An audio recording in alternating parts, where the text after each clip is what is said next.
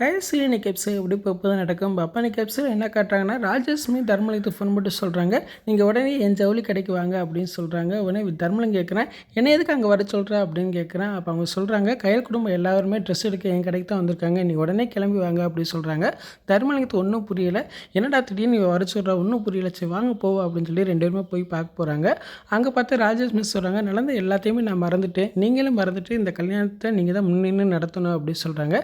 இதை கேட்டால் தர்மலிங்கம் அண்ணி அதிர்ச்சியாரா. அதுக்கப்புறம் ராஜலட்சுமி தனியாக பார்த்து பேசுகிறேன், நீ என்ன கையலுக்கு சப்போர்ட் பண்ணி பேசிக்கிட்டு இருக்க, நமக்கு செஞ்ச துரோகத்தையும் அவமானத்தையும் என்னைக்கு மறக்கவே கூடாது அப்படின்னு சொல்கிறேன். அப்போ ராஜலட்சுமி சொல்கிறாங்க, கையில் எனக்கு செஞ்சது துரோகம் கிடையாது, அவள் எனக்கு பாடம் புகட்டியிருக்கா அப்படின்னு சொல்கிறாங்க.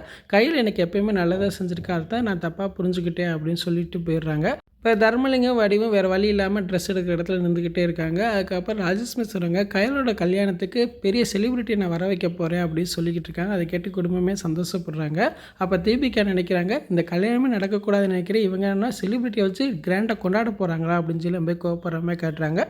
இன்றைக்கி என்ன எபிசோட் இப்படி தான் போகுது. ஃபுல் வீடியோ பார்த்துட்டு பேசுவோம். இந்த வீடியோ பிடிச்ச வீடியோக்கு லைக் கொடுத்துட்டு மறக்காமல் சப்ஸ்கிரைப் பண்ணுங்கள். தேங்க்யூ.